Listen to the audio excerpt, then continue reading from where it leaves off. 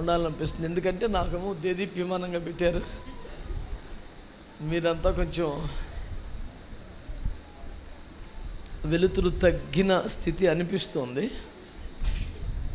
అయినను దేవునికి స్తోత్రం. మీరే దీపములై ప్రకాశిస్తున్నటువంటి కడవరి కాలం ఇది. ఈ చీకటి లోకానికి యేసయ్య బిడ్డలు యేసయ్య కృపలో దీపములై ప్రకాశించటం ఒకటే దిక్కు. మీరే లోకానికి వెలుగని యేసుప్రభు అన్నాడు. ఆ మాట మనం ఒప్పుకోవడమే తప్ప గొప్పగా చెప్పుకోవడానికి ఏముంది, అంత ఆయన కృప. అందుకై దేవునికి స్తోత్రాలు చెల్లిస్తున్నాను. మీ అందరికి కూడా నా ప్రేమ వందనాలు. అయ్యగారులందరికీ వందనాలు. కొద్దిమంది కొత్తవారు ఉన్నారు, నేను ఎరుగని జనులు, అయినా ప్రభు కృపలో వారు నన్ను ఎరిగిన జనులేమో అనుకుని వారికి కూడా వందనాలు తెలియజేస్తున్నాను. ఇంత మహిమ కలిగిన పరిచర్యలు చేస్తున్న దేవుని సేవకులు డేవిడ్ ఫ్రాన్సిస్ గారికి, వారి సతీమణి పాస్టమ్ ఎక్కడ, వండర్ఫుల్, గాడ్ బ్లెస్ యూ బిడ్డ, కృపా మాధురికి, వారికి అన్ని విధాలా సహకరిస్తున్న సంఘానికి నేనెంతో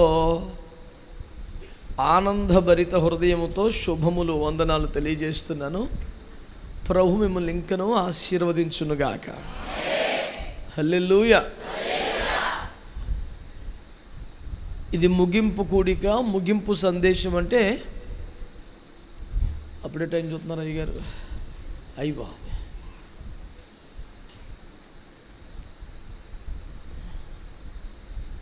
భోజనములో ఆఖరి ముద్ద లాంటిది. ఏ చారన్నమో పెరుగన్నమో తినాలి, హెవీగా ఉండకూడదు. ఈ జాగ్రత్తలన్నీ పాటించి ఈ పూట వేరొక విందునకు మిమ్మల్ని విడిచిపెట్టవలసిన బాధ్యత నాకున్నది. మరి నా కుమారుడైతే 7:30 కల్లా వదిలేద్దాం అనే ఉద్దేశంతో 5 గంటలకే ప్రారంభిద్దాం. ఎందుకంటే భోజనాలన్నీ పరిచర్లన్నీ ముగించుకొని బిడ్డలు దూర ప్రాంతాలకు వెళ్ళాలి. వారి ప్రయాణ సౌకర్యాలు ఏమైనా ఇబ్బంది కలుగుతుందేమో అని ఒక అరగంట వాయిదా వేయించాం. ఆ అరగంటే ఇటు కలుపుతాం. దేవుని స్తోత్రం. 7:30 అవుతోంది, 8:30కి భోజనం చేద్దాం, సరేనా? పాసుండి కూడా అబద్ధం ఆడతారు ఎందుకురా? కడుపులో మాట కరెక్ట్గా చెప్పండి. సోస్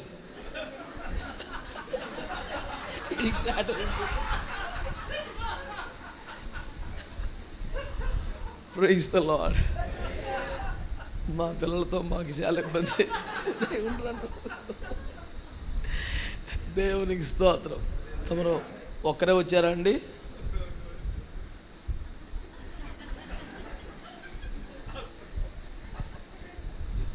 హల్లెలూయా. ఆల్రైట్, మరొక సుదీర్ఘమైన సందేశానికి ఒడిగట్టకుండా నా మనస్సులో సంఘం కొరకున్న కొన్ని మాటలు నేను పంచుకోవాలని ఆశపడుతున్నాను. మరి బిడ్డలు స్వీకరిస్తారా? కొంచెం ఇబ్బందిగా అనిపిస్తే తృణీకరిస్తారా? Praise the lord. మీ మంచి మనసును బట్టి నేను దేవుని స్తుతిస్తున్నాను. చక్కగా వాడబడుతున్న దైవజనులు కూడా నూతన విశ్వాసుల మాదిరి దేవుని వాక్యాన్ని నేర్చుకునే ఒక ఆతృతను, ఆకలి కలిగి ఉండడం చాలా ఆశ్చర్యం. దైవ సేవకులకే పరిచర్య చేసే భాగ్యం దక్కటం మా విశేషమైన కృపగా భావిస్తూ మీ అందరికి కూడా వందనాలు తెలియజేస్తున్నాను.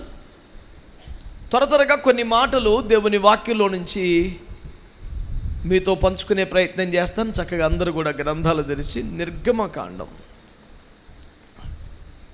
మీ బైబిల్లో ఉందండి? నిర్గమకాండం 24వ అధ్యాయం మొదటి 2 వచనాలు. నన్ను ఇది సౌండ్ వచ్చేస్తుంది, ఫ్యాన్ తీసి. మరియు ఆయన మోషేతో ఇట్లనెను, నీవును అహరోనును నాదాబును అబీహును ఇశ్రాయేలీయుల పెద్దలలో 70 మందియు యెహోవా యొద్దకు ఎక్కి వచ్చి దూరమున సాగిలపడుడి. మోషే మాత్రము యెహోవాను సమీపింపవలెను, వారు సమీపింపకూడదు. స్తోత్రం చెప్పండి. దేవుడి వాక్యముల ద్వారా మనతో మాట్లాడును గాక. చక్కగా నా వైపు చూస్తా ఈ మాటలు వినండి. మీలో మీరు రే పిల్లలు, నాన్న మీరు ఇంక మాట్లాడుకోకూడదు. ఆడుకోవటం మాట్లాడుకోవటమే నిశ్చేతం అంటే పోట్లాడుకోవటం మహాపాపమిక. నా వైపు చూస్తూ ఉండిపోవటమే. దేవునికి స్తోత్రం. పిల్లారా, ఒక అనుభవాన్ని మీతో పంచుకోవాలని దేవుని ఆత్మ నన్ను సిద్ధపరిచారు. దేవుడు ఒక దినాన మోషేను యథాప్రకారంగా సీనాయి కొండ మీదకి రమ్మని పిలిచారు. దేవుడు ఎప్పుడైతే మాట్లాడదలుచుకున్నాను, మహామహిమ నుండి సీనాయి కొండ మీదకి రావటం, పాలెము నుండి మోషే ఎక్కి సీనాయి కొండ మీదకి రావటం. సందర్భం వచ్చింది కనుక ఒక మాట అంటున్నాను. ఎప్పుడైనా దేవుడు ఓ 70% దిగి వస్తాడు, మనకు 30% ఎక్కితే సరిపోద్ది. ఈ ఫార్ములా 70-30 అర్థమైతే సేవ బాగుపడుద్ది. మనందరికి కూడా ఫార్ములా అదే. ఆయన ఉండే చోటనే ఉండి రండి అంటే మనం ఎప్పటికీ అబ్బే అసలు మన ర్యాకెట్లు అంత పైకి ఎగరవు. ఆమె నా పాయింట్ మీకు అర్థమవుతుందా? దేవుడు మహామహిమలో నుండి సీనాయి కొండ మీదకి దిగి వచ్చాడు. మనల్ని సీనాయి మీదకి, అయ్యి బాబాయ్ సీనాయి కొండ ఎక్కడం అంటే మామూలు కాదు. మరి అది ఎక్కడమో సీనాయే తిప్పలు పడితే సియోని ఎట్టెక్కుతావు, యేసు రక్తం చేయు. కనుక నువ్వు సీనాయికి ఇబ్బంది పడకుండా ఎక్కేయటం అలవాటు పడిపోయిన బాపత అయిపోతే సియోను కొండ శిఖరానికి చేరడం నీకు కాస్త మెరుగయ్యే అవకాశంగా ఉంటుందని నేను నమ్ముతున్నాను. మీరందరూ మౌనం పాటిస్తున్నందుకు విచారిస్తున్నాను.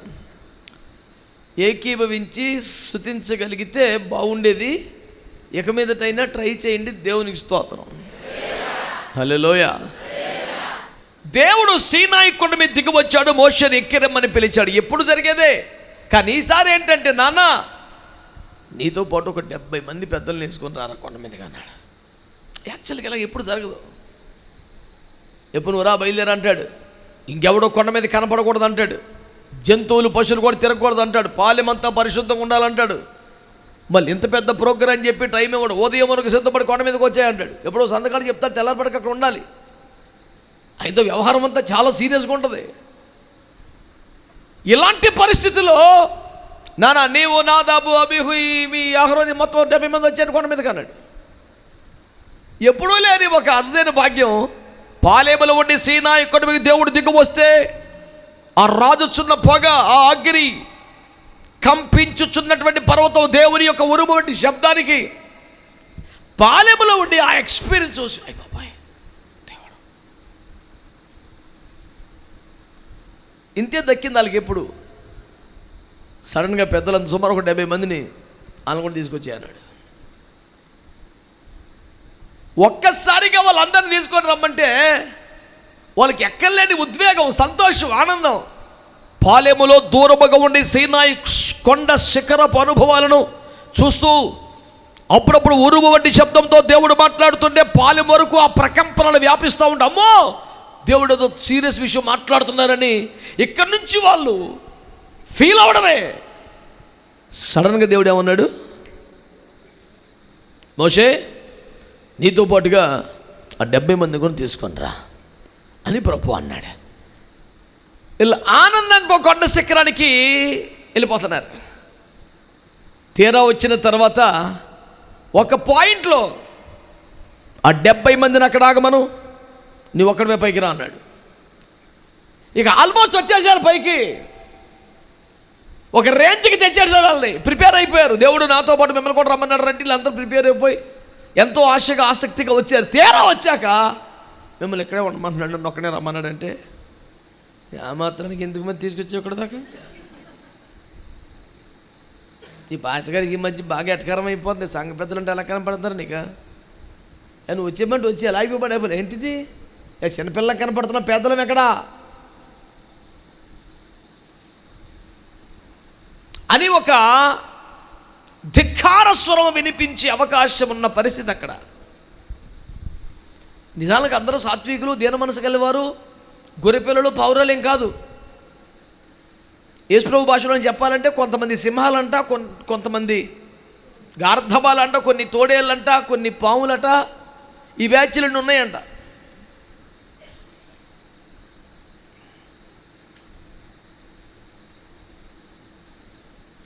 కానీ వీళ్ళందరూ ఆశ్చర్యకరంగా, విచిత్రంగా సాధు స్వభావాలైపోయారు, సాత్వికులైపోయారు, దీనజనులైపోయారు.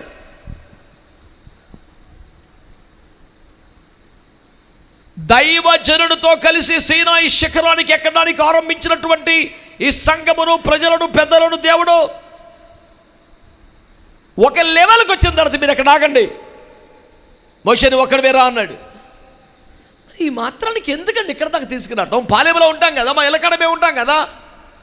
అటు ఇళ్ళకాడ ఉండేవాడు, అటు రెస్ట్ తీసుకొనివ్వడు, అటు ఆటపాట ఏమి జాంతానాయి, ఇటు తనతో పాటు కొండ మీదకి రానివాడు. మధ్యలో పెట్టేశాడు మమ్మల్ని. నేను ఎలాగైతే ఇంకా సంఘం మారిపోతాను, ఆ చర్చికి వెళ్ళిపోతున్నాడు, కేకెత్తం చేయి మీద కేకెత్తాడు ఆ పాస్టర్ గారు మంచోడు. దేవునికి స్తోత్రం.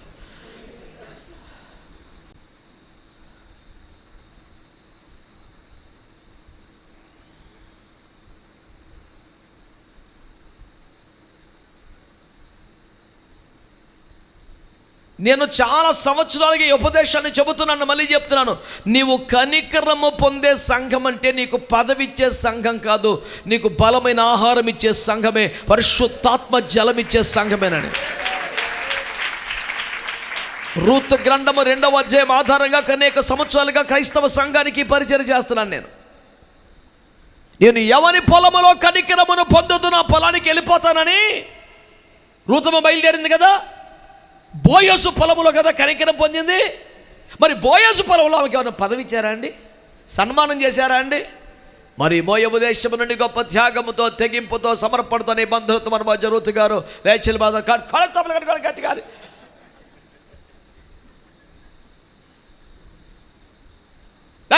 శాలువ తీసిరా, శాలు ఏయ్.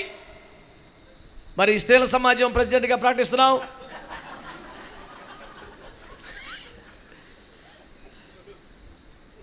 నేను చెప్పేయని అబద్ధాలా సార్? అయ్యగారులు ఇవన్నీ జరుగుతున్నాయి కదా. ఇప్పుడు ఆ పొలములో కనికరం పొందడం అంటే ఏంటి? రావడమే ఆమె దేన స్థితిని గుర్తించి, రే పాపం బిడ్డ ఆకలితో ఉందిరా, మనము తీసుకెళ్ళిపోగా మిగిలిపోయిన రాళ్ళు గింజలు ఏరుకుందామని వచ్చింది బిడ్డ. మీరు కావాలనే గుప్పుడు వదిలేంటారు, పాపం ఏరుకుంటుంది. క్రొత్తగా వచ్చిన బిడ్డలకి ఎక్కువ వాక్యం నేర్చుకునే అవకాశం ఇవ్వడమే కృప. ఆయన పిలిచి అంటాడు, బిడ్డ నీకు దాహం అయితే యాక్చువల్గా బాయికాడికి పోయి నీళ్ళు తాగాలి, కానీ అలసిపోయి వచ్చావు, జీవితం అంతా కోల్పోయావు, ఒక మోడు బాని స్థితిలో వచ్చావు, ఎక్కడో మోయాబు నుండి అలసిక్త దూరం వచ్చావు. మా కోసం, యజమానుల కోసం కుండల్లో నీళ్ళు తోడి పెట్టారు, నువ్వు అవి తాగు బిడ్డ, అంత దూరం పోవద్దులే అంటే చాలా త్వరగా పరిశుద్ధాత్మతో నింపబడే ఏర్పాటు చేయటం. అంటే కనికరం పొందటం అంటే ఏంటి? ఒక పదవి ఇవ్వడమా, పొగడతమా, స్టేజ్ మీద తీసుకురావడమా, ఏదో ఒక పోస్ట్ ఎలగబెట్టి వాళ్ళని ఉప్పొంగ చేసినట్లుగా మాట్లాడటమా? వాళ్ళకు ఒక బలమైన ఉపదేశం నేర్పడం, వాళ్ళందరూ ఆత్మను పొందుకునేలాగా చేయడం, ఇది నిజమైన కనికరమును చూపటం అంటే. ఆమేన్, హల్లెలూయా. 5 సంవత్సరాలు వెళ్ళామన్నా నువ్వు పట్టించుకోలేదండి, మరి ఇంక చిరాకు వచ్చి మానేసామండి. చర్చికి వెళ్తే మరి కమిటీలోకి తీసుకున్నారండి మమ్మల్ని. ఏం కమిటీ అది? అడగబాక అవన్నీ. దేవునికి స్తోత్రం. నన్ను వివరాలు ఎక్కువ అడగబాకండి. ఒక దగ్గర అంటే దేవునికి స్తోత్రం, మరి వివరాలు అడగొద్దన్న కట్ట చూడక ప్రశ్నార్థకంగా అడగమాకంతే. ఒక పెద్ద మందిరం కట్టడానికి ఏర్పాట్లు చేశారు. 10 సంవత్సరాలు మందిరం కట్టారు. ప్రతి 2 సంవత్సరాల కమిటీ మారింది. ఆలయ ప్రతిష్ఠ అయ్యేలోపు ఈ 5 కమిటీలు ఇల్లు కట్టేసుకున్నారు. అందరికి వందనాలు. నన్ను వివరాలు అడగబాకు. లోకస్తులు న్యూస్ పేపర్లు కవర్ చేసినాయి. ఎంత సిగ్గు తెలుసా, ఎంత సిగ్గు తెలుసా. మొత్తం రోడ్డుకి ఎక్కేసిందండి. చచ్చిపోయాం రోడ్డు ఎక్కాలండి. అబ్బా ఇంత ఘోరమా, ఇంత అవమానమా ఏంటండి? నిన్ను కమిటీలోకి తీసుకోవాలా? నువ్వు బదబదాగా అందరి ముందు కనపడాలా? ఊరకి స్టేజ్ ఎక్కుతూ ఉండాలా? ఎందుకో నీ శరీరం లోకరీతిని ఆశపడుతుంది, లోకస్తులందరికీ జరిగినట్టుగా జరగాలని. ఈ ఆశ బైబిల్లో అక్కడెక్కడ కొంతమంది కనపరిచారు. ఎక్కడ కూడా మేలు కలగలేదండి, ఎక్కడ ఆశీర్వాదం రాలేదు. అలాంటి వైఖరి మనకు దూరమగునుగాక. నిండు మనసుతో మీరు కోరుకున్నారా? మనస్ఫూర్తిగా నేను దేవుని సేవకునికి మనం చేస్తున్నాను. మనకు అప్పగించబడ్డ బాధ్యతలను బట్టి మనం సంఘ పెద్దలను, సంఘంలో సీనియర్లమనో ప్రస్తావన చేస్తున్నాం. అది ఒక బాధ్యతే, బాధ్యత. కానీ మన మనసు మాత్రం చిన్నపిల్లల్లాగా ఉండాలి. మనకు అప్పగించబడ్డ బాధ్యతల దృష్ట్యా పెద్ద అనబడుతున్నాం, కానీ మన మనసు చిన్నపిల్లల్లాగా ఉండాలి. ఎందుకంటే వాళ్ళందరూ చాలా ప్రముఖులు, ప్రధానులు, పెద్దలు. 70 మందిని తీసుకుని అందులో హేమాహేమలు ఉన్నారు. అహరోను మాత్రమే కాదు, నాదాబు, అబీహులు ఉన్నారు, పెద్ద పెద్ద వాళ్ళు ఉన్నారు అక్కడ. వీళ్ళందరిని వచ్చి సడన్గా సగం మీరందరూ అక్కడ ఆగండి, నువ్వు ఒకటి రా అన్నాడు దేవుడు. ఇప్పుడు ఈ మాట వచ్చింది సావు ఏంటంటేనండి, సేవలో మాకు డైరెక్ట్గా ఈ స్వరం ఆ 70 మందికి వినబడితే పేచీ ఉండదు. అరే మీరందరూ ఆగండి రా, నువ్వు ఒక్కడు రా అబ్బాయి అంటే మాకు సావేముంది, చెప్పింది ఆయన కదా. ఈ మొక్క మా వద్ద చెప్పమంటాడు. మా వత్తది పేనం మీదకి. ఇప్పుడు మీరు ఎవరు రావద్దంట, మమ్మల్ని ఒక్కరు రమ్మన్నట్టు ఎలాగుంటుంది అది. ముందు కడుపు వెనకాలి చెప్పపోతే ఆయన కొడతాడు, చెప్తే మీరు కొడతారు. ఆ పోస్టే సేవకుడు పోస్టు. ఒక్కసారి ఊరు మనుషులతో, ఓ పెద్దలారా మీరందరూ నిలిచి ఉన్నది మోషే నీవేరా అంటే తగ్గువేముంది, దండం పెట్టి వెళ్ళిపో బాబీ అబ్బాయి భయం వేస్తుందా నాలే అంటారు. ఆయన వాళ్ళకి చెప్పడు, వాళ్ళు అక్కడ ఆగమని నువ్వు అక్కడ రా అంటాడు. వీళ్ళు ఎట్ట చెప్పాలా? వీళ్ళు ఎప్పుడే అన్ని వాటర్ బాటిల్, క్యారేజీలు, డ్రై ఫ్రూట్స్ తెచ్చుకొని వచ్చేసారు పైకి ఎక్కుతాకి. వీళ్ళందరూ ఫుల్ పికప్ మీద ఉన్నారు. మంచి వెళ్తుంటే ఆగా అంటే ఈ నిప్పులంత నడిపింపని పేరు మీద మమ్మల్ని పేనం తీసేస్తాడు. అప్పగించుకోవాలి లోపల. ఈ 2 పదాలు నేర్చుకున్నాడు. పేనం ఎక్కడ నేర్చుకొచ్చాడు? కానీ ప్రతి దానికి మేము ఉండాలి. మేము లేకపోతే అవ్వదు. మళ్ళీ మమ్మల్ని రానివ్వడం. మేము లేకుండా ఏం జరుగుతుంది? ఏ పరిచయం మేము ఉండాలండి. ఒక్కరిని చేసుకోమనండి, చేయలేరండి, మేము ఉండాలండి, కానీ రానివ్వడండి. భాస్కరాలకి చిన్నగా కనపడుతున్నాయి బాబాయ్, రానివ్వడండి. ఆపేతాడు ఎక్కడికెక్కడే కంట్రోల్.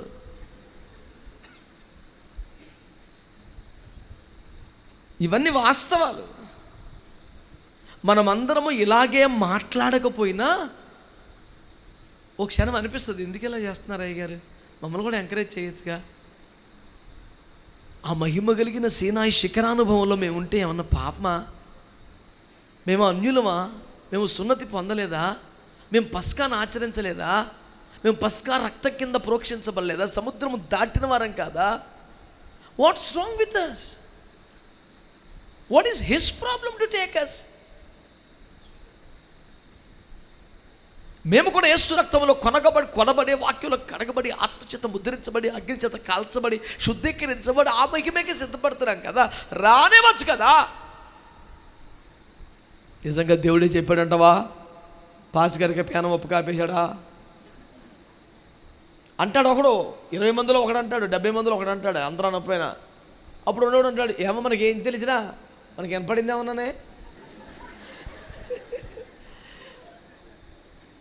మళ్ళీ ఏమన్నా లేనిపోని శాపం వచ్చేద్దాం, దూరముచ్చుగా ముడుకురా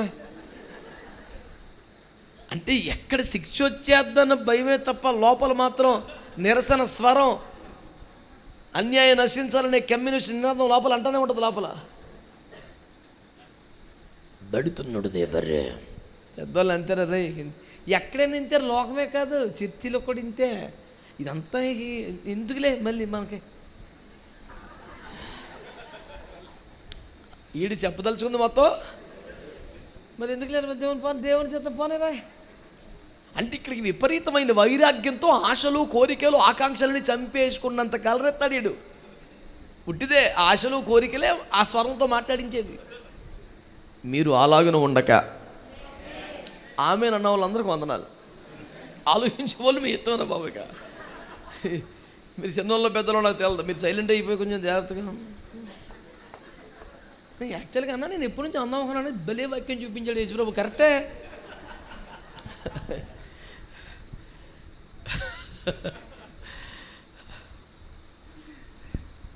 మీకు తెలుసో తెలియదు, ఒక నా మీద నిఘా పెట్టాడు.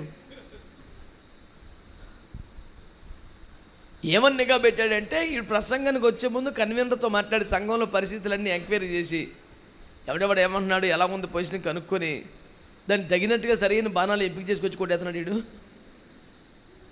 అని నా మీద పెట్టాడు ఒక నిఘా.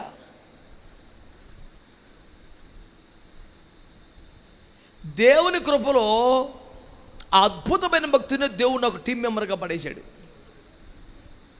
యేసుప్రభుకి తెలుసు కదా కర్రంకర ఎలా తీర్చాలో, పొయ్యిలు పెట్టేస్తామే దేవునికి స్తోత్రం. కర్రంకర ఎలా తీరుతుంది మరి, ఇడిది పడితే తిరిగిపోతుంది, మనం కూర్చుకుంటుంది, సాగు పొయ్యిలు పెట్టేస్తే తిన్నంగా వచ్చేది. యేసుప్రభుకి తెలుసు కదా, ఆయన తీసుకొచ్చి నా టీంలో పడేశాడు. ఆ డ్యూటీ అని సచ్చారని నాతో పాటు తిరగలిపాడు. మనకి టైం రేయం ఉండదు, నిద్ర ఉండదు, తిండి ఉండదు. ఆడికి సిలువు కరెక్ట్గా అర్థమవుతుంది. అడిగి ఆయన ఏమన్నా వచ్చా కారులో రావడమేగా, టైంకి దిగుతాడు, చేసి ఎక్కుతాడు, కూర్చొని కొంచెం మొక్కలు చెప్తాడు, వెళ్ళిపోతాడు, సింపుల్. అదొక్క వారం తిరిగాక తుపాకీ గుండుకు దొరకకుండా పారిపోతాడు. నాన్న మళ్ళీ నెక్స్ట్ మండే వెళ్ళాలంటే, అన్నా నాకు అసలు ఆరోగ్యం బాగాలేదన్నా. ఇప్పుడు దానికి ఏ రోగం లేదు, ఆ టైంకి అంతా లేదు, ఏది కూడా. మీరు అన్నీ అడగబాకండి, ఏది కూడా అడిగిట 3 పూటలు భోజనం కదా, మధ్యలో కూడా చిన్న సీతకాడికి దొరకాల. ఆడి మంచి బ్యాట్స్మెన్, ఆడికి ఏ క్లాస్ అని ఇంజిన్ ఏదైనా అరాయించుకుంటాడు. ఆడికి ఎప్పటికప్పుడే ఆ టయానికి భోజనమే దొరకదు, భోజనానికి మధ్య ఎక్కడ దొరుకుతుంది ఇంకడికి. ఆడు బయటికి వెళ్ళకూడదు, టీం వర్క్, నాతో పాటే ఉండాలి, నా రూమ్లోనే ఉండాలి. నాకు అదొకటి, ఎవరన్నా నాతో పరిచయాలు కొత్త వేరే రూమ్లో పెట్టినా, ఉన్నానా రూమ్లో అన్న పర్లేదు అన్న, ఈ దగ్గర వద్దు నాన్న, 5 నిమిషాల్లో వస్తుంది ఎక్స్ట్రా బెడ్ ఉండు. అంటే ఎక్స్ట్రా బెడ్ అక్కర్లేదు అడిగి, కట్టికి నేల మీదన్నా పడుకుంటాడు కానీ నా రూమ్ వద్దు అడిగి. అడిగి నేల మీద కూడా సమస్య కాదు, వేరే రూమ్ ఇస్తే చాపగోలు లేకుండా పడుకోగలడు. నా రూమ్లో మంచం ఇచ్చినా పడుకోడాడు. ఆడి ప్రాబ్లం నేనే కదా. నేనేమో అయ్యో నాతో పాటు సేవకు వచ్చారు కదా, వాళ్ళ చోట నేను అందరం ఒక చోట ఉందాం, ఏదో కలిసి ఉందాం నేను అనుకుంటాను. ఆడికి సిలువ అదే. అని ఎందుకన్నా బాబు నీకు నా దగ్గర అన్న పర్లేదన్నా అన్న, అయ్యో బలేవరన్నా అంటాడు. కనిమ దగ్గర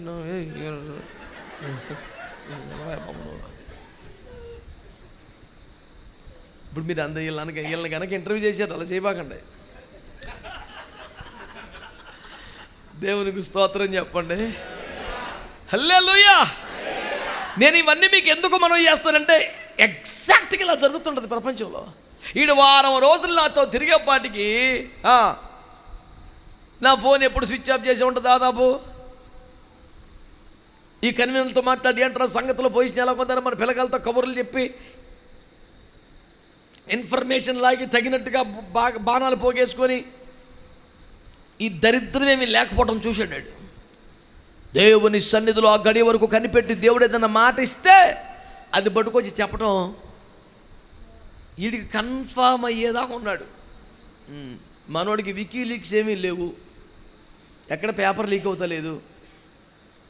ఆ క్వశ్చన్ పేపర్ సీల్ కట్ట తెచ్చేసి ఎగ్జామినేషన్ హాల్లోనూ ఓపెన్ చేస్తున్నాడు అనేది కన్ఫామ్ అయిపోయిన తర్వాత ఇక మానేసి ఆడు సేవడు చేసుకుంటున్నాడు. వాడిని బట్టి నేను దేవుని స్తుతిస్తున్నాను. హల్లెలూయా. ఎందుకంటే నెంబర్ 1 అనుమానం పక్షాడు. వీడికి చెప్పేసే ఉంటారు, ఏదో ఇన్ఫర్మేషన్ లాగేశాడు, లేకపోతే ఎంత కరెక్ట్గా ఎలా చెప్పేస్తున్నాడు.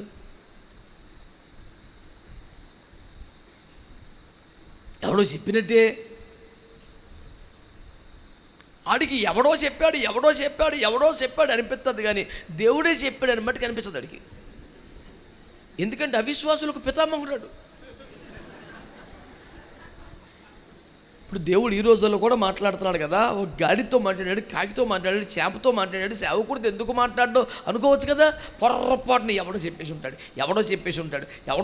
ఉంటాడు అనుకుంటాడు తప్ప దేవుడు చెప్పుకుంటాడు అనుకోడు. ఎందుకంటే ఆడి దృష్టిలో దేవుడు ఆడితో మాట్లాడతలేదు కాబట్టి ఎవడితో మాట్లాడడం అనుకుంటాడు.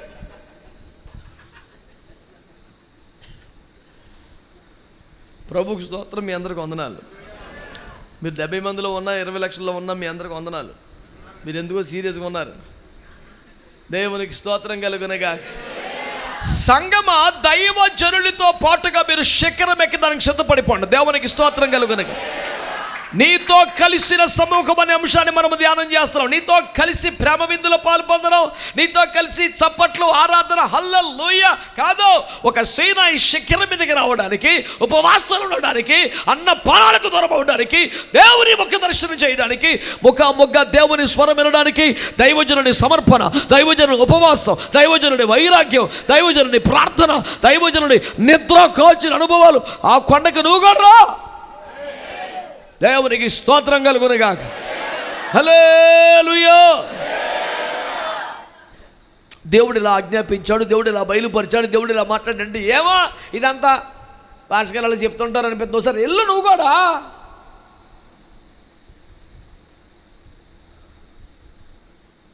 నలభై పగలు 40 రాత్రులు అన్నపానములు లేకుండా కడుపు కట్టుకొని కన్నీరు కార్చుకొని దేవుని సముఖం ముందుండి ప్రార్థనలు చేసి, ఉపవాసాలు చేసి, జాగరణాలు చేసి, దేవుడు అన్న ఒక్క మాట ఏదన్నా ఇస్తే మీరు ఆలోచించండి ఒకసారి. 10 ఆజ్ఞలు అనండి కదా.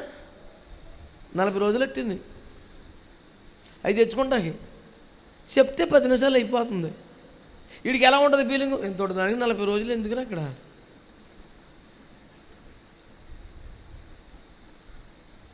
ఆయన రూల్స్ మీకు అర్థమైసాక ఒక వ్యక్తి ఉపదేశం చేసే స్థాయికి రావాలంటే అతను ఎంతో నలగొట్టి, ఎంతో కాల్చి, ఎంతో శుద్ధీకరించి, అతని అనుభవాన్ని పెంచి, స్థాయిని పెంచి, మహిమతో నింపి ఎన్నో చేసి వదులుతాడు బయటికి. ఒక డైలాగ్ వదలటమే కాదు కదా. అనే న్యూస్ రీడర్ ఏట్రా 10 వాక్యాలు చదివేస్తాకు వచ్చి.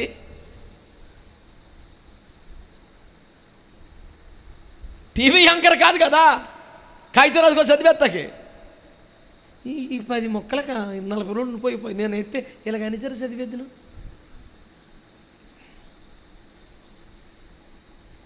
అంటే ఎంత నలగొడితే, ఎంత కాలిస్తే, ఎంత శుద్ధీకరిస్తే, ఎంతగా దేవుని మహిమ సన్నిధిలో నానబెడితే ఒక వ్యక్తిని దేవుడు లోకంలో తన మాటను ప్రకటించడానికి వదులుతాడు. దైవజనుని స్థాయి వేదిక మీద పరిచర్య చేయుటకు ప్రజలతో గడిపిన సమయం కాదు, గదిలో దేవుడితో గడిపిన సమయం. దేవునికి స్తోత్రం చెప్పండి. హల్లెలూయా. అక్కడ 40 రోజులు ఉపవాసం ఉండే కన్యలతో బతికితే ఇక్కడ 10 మొక్కలు చెప్పాడు వచ్చి. 40 రోజులు యేసు ఉపవాస ప్రార్థన చేసి బయటకు చెప్పిన ప్రసంగం ఎంత? పరలోక రాజ్యము సమీపించి ఉన్నది, మారు మనసు పొందని సువార్త నమ్మండి. అయిపోయింది ప్రసంగం. ఈ మాట దాన్ని 40 రోజులా?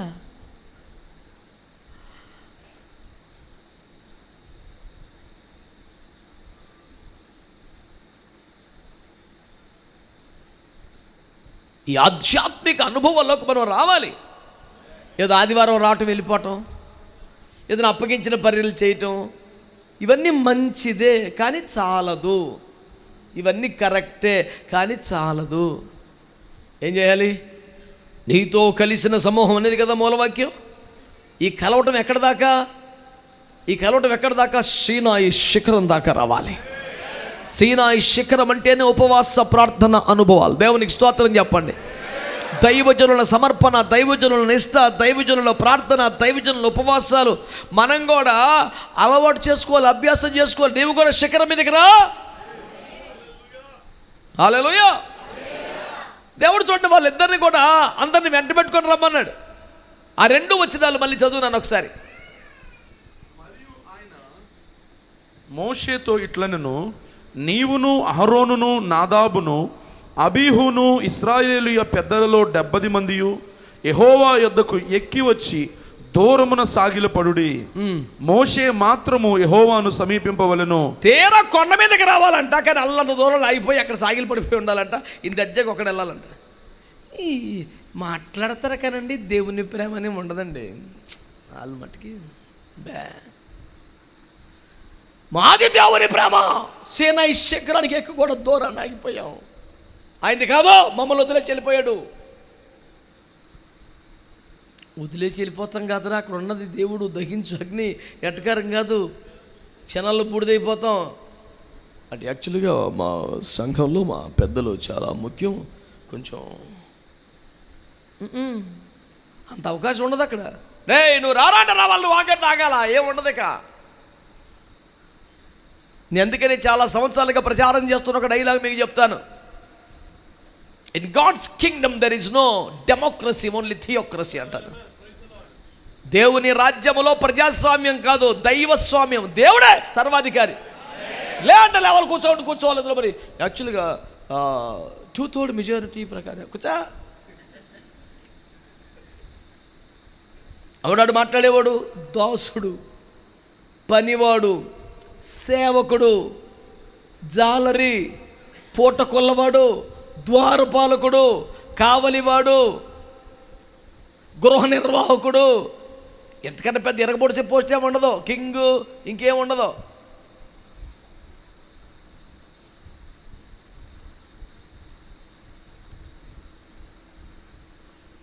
దేవుడు ఏమని మాట్లాడుతున్నాడు, నువ్వు వెంట పెట్టుకొని రా, కానీ వాళ్ళు అంత దూరంలో ఉండాలి, నువ్వు అక్కడివే రావాలి. అప్పుడు ఇశ్రాయేలు పెద్దలు ఏమన్నారు తెలుసా అండి, ఆ మాత్రానికి ఎందుకే మళ్ళీ తీసుకొస్తాం, మీ చిన్నపిల్లలా కనపడుతున్నావా, ఇంట్లో వదిలేచ్చు కదా నువ్వు అలాగా. We feel it's a great insult to us. We cannot tolerate this man. Of God, of course. ఇది మాకు అవమానంగా ఉంది. మేము పనికిరాని వాళ్ళు ఎక్కడ దాకా వచ్చి దూరంగా పెడతాం, నువ్వు మాత్రం దగ్గరికి వెళ్తావా? మాకు కూడా షేక్ అండ్ ఇవ్వాలని ఉంది యేసుప్రభుకి. ఎలాగనుకోదు ఎందుకు, కనీసం విజన్లో ఎవరినో వస్తే వాళ్ళని కూడా కలవడం దూరమే. రావాలి, వెళ్ళిపోవాలి, మేమందరం సహకరించాలి, మేమందరం తలకు చేయాలి, మేమందరం ప్రార్థన చేయాలి, దగ్గర కూడా రాకూడదు. ఇంకా అంత అలాగలాగా.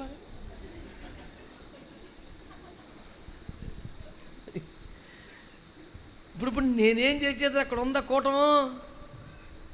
ఆ 70 మంది ఏమన్నారంట, చదువునన్నా. మోషే వచ్చి ప్రజలు అతనితో ఎక్కి రాకూడదు. మోషే వచ్చి యెహోవా మాటలన్నిటినీ విధులన్నిటినీ ప్రజలతో వివరించి చెప్పాను. ప్రజలందరూ యెహోవా చెప్పిన మాటలన్నిటి ప్రకారము చేసేదమని ఏక శబ్దముతో ఉత్తరం ఇచ్చిరి. హల్లెలూయా. మరి దేవుడు ఎలాగ అన్నాడు రా మరి అంటే అలాగే ఓకే, దేవుడు ఎలా చెప్తే అలాగేనండి, అలాగే ఏం పర్లేదు. మరి మొక్క ముందు చెప్తే అక్కడే ఉండేవాళ్ళం కదా, సర్ది కట్టుకొని కూడా రాకుండా ఉపవాసంతో లాక్కొచ్చేసావు.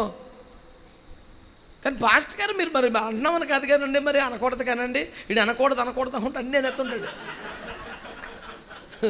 ఎందుకంటే ఆడొక పెద్ద, ఈ పెద్దకి వెనకాల పెద్ద బ్యాచ్ ఉంటుంది.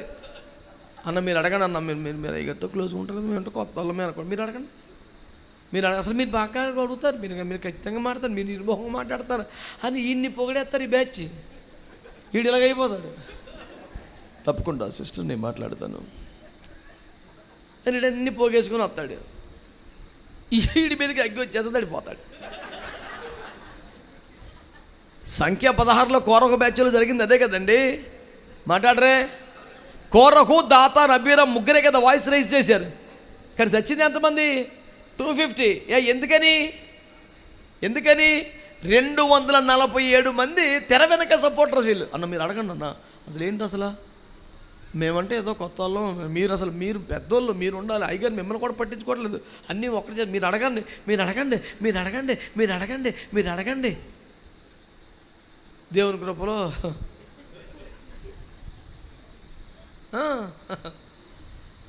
250 కూడా వాళ్ళు ఒక్క మాట మోషేకి వ్యతిరేకంగా మాట్లాడారా? అసలు మోషేకి ఎదురొచ్చారా, అడ్డం వచ్చారా? Silent and secret supporters of this 3 fellows. ఈ ముగ్గురు రెబెలియన్ క్యాండిడేట్లకి వీళ్ళందరూ కూడా వెనకాల, బ్రదర్ మీరు అడగండి బ్రదర్, మేమంటే మరి ఇంకా బాగోదు, మీరు పెద్దలు కదా మీరు అడగండి, మాకు కూడా బాధ అనిపిస్తుందండి మిమ్మల్ని అక్కడ ఆగిపోమంటాం చాలా, మరి మేము ఏం చేయగలమండి, మీరు అడగండి అంటే నా పక్షంగా దేవుడే వాళ్ళలో నుంచి మాట్లాడించేస్తారని అనుకుంటాడు ఈ అమాయకుడు. ఆడెంత అమాయకుడు అంటే దేవుడే మాట్లాడిస్తున్నాం నిజమైన మాటనేమో అబద్ధ మాటగాను, ఈ దయ్యం పలుకుతుందని నిజమైన మాటగాను అనుకుంటాడు. మొత్తం కోటం నాశనం అయిపోద్ది. కానీ ఇశ్రాయేలు పెద్దలు ఏం చేశారంట, తమ కుటుంబాలను విడిచి, గుడారములు విడిచి, పాలము విడిచి, అన్నపానములు మాని మోషేతో పాటు సీనాయి శిఖరానికి వచ్చారు. But the pinnacle point Moses was permitted and the rest of 70 people has to be wait at the permitted point, given point. మోషే మాత్రమే శిఖరాగ్ర స్థలానికి రావాలి, మిగతా వాళ్ళు కాస్త దగ్గరలో సమీపంలో ఆగాలి. వాళ్ళు అసలు అసూయ పడలేదంట, ఆయాసం తెచ్చుకోలేదంట, ఏమన్నా సరే అలాగేనయ్యా దేవుడు ఎలా చెప్తే అలాగే. ఇంత రవ్వ మనసులో కూడా ఎవరికి విభేదం, వేరొక ఆలోచన, సరే అయ్యా ఓకే, మేము పాలెములు విడిచిపెట్టాం, గుడారాలు విడిచుకోవడం, కుటుంబాలకు దూరం అయ్యాం, అన్నపానాలు మానేం, నీతో పాటుగా శిఖరం మీదకు వచ్చాం, అన్ని విషయాల్లో ఆరంభంలో నీతో ఉన్నాం, అయినా ఇక్కడ ఆగమన్నారుగా, ఆగుతాం, మాకు అలాంటిది ఏమీ లేదు అన్నారు. యథార్థంగా మాట్లాడుకుందాం. ఇదే పరిస్థితి దేవుడు ఏదైనా ఒక పాయింట్లో ఆరంభం నుంచి ఉన్నా, ఎంతో కష్టపడి, ఎంతో పరిచర్య చేసినా, ఎంతో ప్రయాసపడినా, అన్నింటా భుజాన మోసినటువంటి స్వభావంతో నిజంగా పనిచేసిన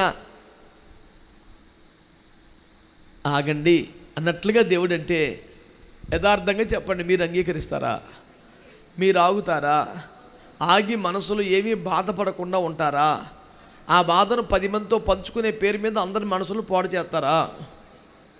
నేను అయ్యగారికి వ్యతిరేకంగా కాదు కన్నా మనసులో బాధ మీతో చెప్పుకుంటాను, మొత్తం నాశనం చేసేస్తారు వీళ్ళు. అంటే అయ్యగారికి అనాలని కాదండి, కానీ ఎందుకో బాధ, మీరు ఆత్మీయులు కనుక మీతో అయిపోయింది, సర్వనాశనం కోటం. అయ్యగారు కొండ నుంచి వచ్చేప్పటికి ఇక్కడ దూడ తయారైపోద్ది, డ్యాన్స్ మొదలైపోద్ది. జరిగింది అదే కదండి. యథార్థంగా మీరు గుండె మీద చేయబెట్టుకు మీరు చెప్పండి, నేను అలాగ ఆలోచించను, నేను అలాగ భావించను, అస్సలు అలాగ మాట్లాడను, అప్పగించుకుంటాను, మౌనంగా ఉంటాను, సంతోషిస్తాను తప్ప నేను ఎలాంటి విచారం పడను అని మీరు చెప్పగలరా? నిజంగా అలా చెప్పగలవారు ఉన్నారా మీలో? నోటితో పై కాదు, మనస్సులో కూడా అలాగే ఫీల్ అవుతారా? ఇజ్రాయేలు పెద్దలట అలాగే, it's all right, okay, no problem అని హ్యాపీగా ఉండిపోయారట. దేవుడు ప్రేమ గలవాడేగా. 9వ వాక్యం చదువు. తరువాత మోషే, అహరోను, నాదాబు, అబీహు ఇశ్రాయేలు పెద్దలలో 70 మంది ఎక్కిపోయి ఇశ్రాయేలు దేవుని చూచిరి. స్తోత్రం. ఆయన పాదముల క్రింద నిగనిగలాడు నీలమయమైన వస్తువు వంటిది, ఆకాశ మండలపు తేజము వంటిది ఉండెను. ఆయన ఇశ్రాయేలీయులలో ప్రధానులకు ఏ హానియు చేయలేదు. స్తోత్రం చెప్పండి, గట్టిగా చెప్పండి. వీళ్ళు ఎక్కడికి రమ్మంటే అక్కడికి వచ్చారు, ఎక్కడ ఆగమంటే వాళ్ళు 70 మంది, 20-30 లక్షల మంది ఒకళ్ళు కాదుగా, కాస్త ప్రత్యేకమేగా, కాస్త పెద్దలేగా, ఒక స్థాయి, హోదా, గౌరవం కలిగిన వారేగా, అయినా రమ్మన్నప్పుడు వచ్చారు, ఉపవాసం ఉండమంటే ఉన్నారు, ఎక్కడికి ఎక్కమంటే అక్కడికి ఎక్కారు, ఎక్కడ ఆగమంటే చెప్పనా దేవుడు సంతృప్తి చెందాడు. దేవుడు ఓకే అనిపించుకున్నాడు. ఏం చేయండి తెలుసా, రై వాళ్ళు కూడా తీసుకురా అన్నాడు. ఇకంతే మోషే 2 మెట్లు దిగి, నాన్న దేవుడు రమ్మన్నాడు, వెంటనే సంతోషంగా బయలుదేరారు, కొండ మీదకి వెళ్ళిపోయారు. వాళ్ళంట మోషే దేవుని చూశాడు, మోషే దేవుని అంటవే, ఆ 70 మంది కూడా కళ్ళారు చూశారంట, ఆ 70 మంది కూడా కళ్ళారు చూశారంట.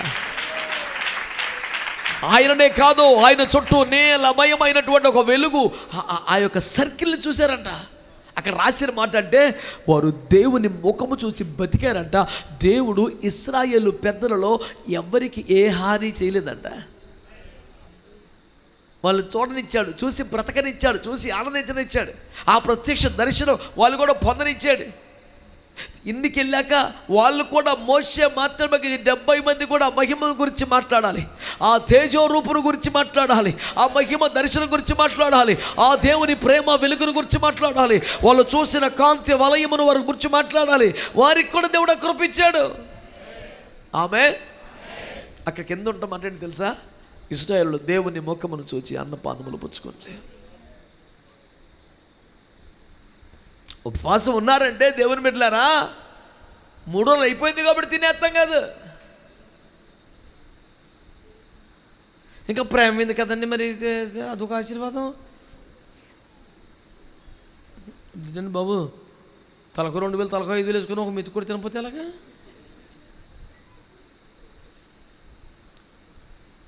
ఇవన్నీ లేవా? దేవుని ముఖము చూస్తే తినాలి. ఎందుకొరకు కొండెక్కేమో, ఎందుకొరకు శిఖరం ఎక్కాము, ఎందుకొరకు ఉపవాసం వల్ల ఆ మహిమ దర్శనం కలిగింది. సంతోషంగా 2 మెతుకులు తిందాం. ఆమేన్, ఆమేన్. ఈ పూట దేవుడు నా ద్వారా మీ దగ్గరికి తీసుకొచ్చిన సందేశంలో సారాంశం ఏంటంటే, నీవు దైవ జనుడితో పాటు ఉపవాసం ఉండగలిగితే, దైవ జనుడితో పాటు సీనాయి ఎక్కగలిగితే, దైవ జనుడితో పాటు ఉన్నతమైన ఆధ్యాత్మిక శిఖర అనుభవాలకి ఎక్కి రాగలిగితే, ఉండమన్న చోట ఉండి, తినమన్నప్పుడు తిని, ఉపవాసం ఉండి, నడిపింపులో ఉండి, ఆ ఎత్తైన స్థలానికి వచ్చిన తర్వాత కూడా ఆగమంటే ఆగి, సాగిల పడి ఉండి మరలా దేవుని స్వరం వినబడి ఒక నేలను బోర్ల పడి ఉన్న అనుభవంలో ఉంటే, దేవుడట మోషేకి ఏ అనుభవాన్ని అనుగ్రహించాడు, ఆ 70 మంది కూడా అదే అనుభవించాడట. ఫోటో మంచిగా యేసు రక్తమే జయం. హల్లెలూయా, హల్లెలూయా. దేవుడు ఆ ప్రణాళికలో 70 మంది లేకపోతే ఆ 30-40 లక్షల జనంలో వదిలేసేవాడిగా ఎందుకు ప్రత్యేకించుకున్నాడో, ఎందుకు ఏర్పాటు చేసుకున్నాడో, ఎందుకు పిలిచాడో, ఇంతగా దైవజనునికి దగ్గరగా ఇన్ని పరిచయలో పాల్పొందే అవకాశాన్ని, పరిశుద్ధుల పరిచయలో, ఉపవాసాలలో, ఆత్మాభిషేకములో, దైవ దర్శనాలు పొందటంలో ఇంతగా అవకాశం ఇచ్చాడంటేనే నువ్వు దేవుని ఏర్పాట్లో ఉన్నావు, దేవుని సంకల్పంలో ఉన్నావు, దేవుని చిత్తంలో ఉన్నావు, కృప పొందేవారి జాబితాలో ఉన్నావు. అనవసరంగా మాట్లాడి, మనుషునితిగా ఆలోచించి, లోక సంబంధంగా మాట్లాడి, పనికి మన భావజాలాన్ని లోపలికి తెచ్చుకొని కృపకు దూరం అవగో. ఆ కృపలో నిలిచి ఉండు, ఆ కృపను కాపాడుకో. అదే భయం, అదే విధేయత, అదే సమర్పణ ఉండవు. కొండెక్కమంటే ఎక్కాలి, వదిలిపెట్టాలి, ఆగంటే ఆగాలి. పెద్దలయ్యుండి కూడా చిన్న పిల్లల్లాగా ఏం చెప్తే చేస్తుంటే తృప్తి పడిపోయాడు దేవుడు. అంటే వాక్యం తెలియనోడు కాదు, నడిపింపు రానోడు కాదు, నించోబెడితే వాడపడతాడు. కానీ చిన్నపిల్లలాగా బైబిల్ తెలియనోడు, వాక్యం ఎరగని కాదు, మహామహా ఉద్దండ పిండ దైవజనుల ప్రసంగాలు వింటూ పెరిగినవాడు. ఆడికి సబ్జెక్ట్ వచ్చో, మ్యాటర్ తెలుసో, నిలబడితే మాట్లాడతాడు, ఏది అడిగినా జవాబు చెప్తాడు. అయినా ఏమి రానట్టుగా అలాగేనయ్యా, అలాగే ఎవరో నాదాబు అబ్బి ఇలాంటి వాళ్ళు మీకు రాగనంటే సాష్టాంగ పడిపోయి ఉన్నారంతే. ఒప్పుకోదండి, ఇబ్బంది అనిపిస్తుంది. అక్కడికి ఎక్కనివ్వలేదని కాదు, మరి ఈ మాత్రానికి రానివ్వడం ఎందుకు? అక్కడ వదిలేయచ్చు కదా. ఏమో దేవుని చిత్తం ఇక్కడ ఆగటమేమో అనుకునే మనసు ఉంటే ఎంత బాగుంటుంది. అలా ఎవరైతే నడిపింపుకి అప్పగించుకున్నారో, రమ్మంటే, కొండ ఎక్కమంటే, ఇక్కడ ఆగమంటే, ఉపవాసం ఉండమంటే చిన్నపిల్లలాగా అంతగా దైవ జనుడితో పాటు నడిపింపుకి ఎవరు అప్పగించుకున్నారో దేవుడట వారికి కూడా తన ముఖ దర్శనం అనుగ్రహించాడు. ఆమేన్. వారికి కూడా అదే కృప దయచేశాడంట. వారు కూడా ఆనందంగా దాన్ని స్వీకరించే ఒక అవకాశం దేవుడు ఇచ్చాడంట. దేవునికి స్తోత్రం చెప్పండి. నేను ఒక మాట వాగ్దానంగా దేవుని సేవకునిగా వాక్యాన్ని బట్టి ప్రకటిస్తున్నాను. ఏమని చెప్పనా దేవుని బిడ్డలారా, మీరు నిజంగా అప్పగించుకున్న వారైతే, నిజంగా లోబడిన వారైతే, నిజముగా నడిపింపులో క్రమములో ఉన్నవారైతే, నోటి మాటకు వెలుపటి కాదు లోపల కూడా వేరొక భావన లేనంతగా అప్పగించుకున్న వారైతే, దైవ జనునికి ఇచ్చిన కృపలో దేవుడు మీకు కూడా నమ్మకంగా ఇస్తాడా? గట్టిగా గట్టిగా హల్లెలూయా, హల్లెలూయా. దావీదుకి ఇచ్చిన వరములు మీకు ఇస్తానని వాగ్దానం చేసిన దేవుడు ఎందుకంటే ఈ మాట నెరవేర్చడు? ఎందుకు ఈ వాగ్దానానికి నెరవేర్చడు?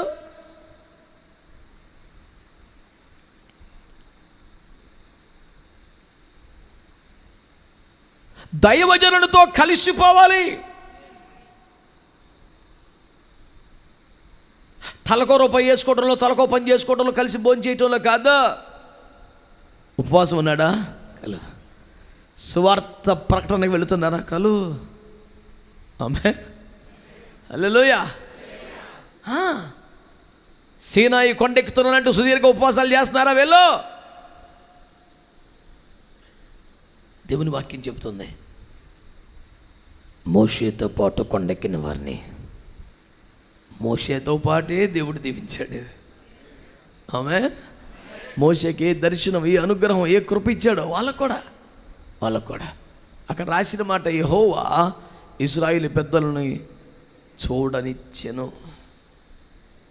బ్రతకనిచ్చెను. సంఘమా, దైవజనుని మీద ఉన్న కృప మీ మీద కూడా రావాలి. దైవజనుని పొందిన ఆత్మ మీరు కూడా పొందాలి. దైవజనుని దర్శనం మీకు కూడా రావాలి. అదే మహిమలో మీరు కూడా దేవుని యందు ఆనందించే ఒక అవకాశం రావాలి. దానికి ఉన్న ఏకైక లక్షణం ఏంటి తెలుసా? నడిపింపులో ఉండడమే, కలిసి ఉండడమే. ఏదో వచ్చి వెళ్ళిపోయే సంఘ బిడ్డలుగా ఎవ్వరు ఉండకండి. దైవజనుని దర్శనంతో ఏకీపించండి, దైవజనుని భారంతో ఏకీపించండి, దైవజనుల ప్రార్థనతో ఏకీపించండి. నిజంగా మీరు నమ్ముతున్నారు ఇవన్నీ కూడా? ఇదంతా వాక్యంలో ఉన్న వ్యవహారమేనా? ఓసారి చదవండి మత్తయి సువార్త 26వ అధ్యాయం.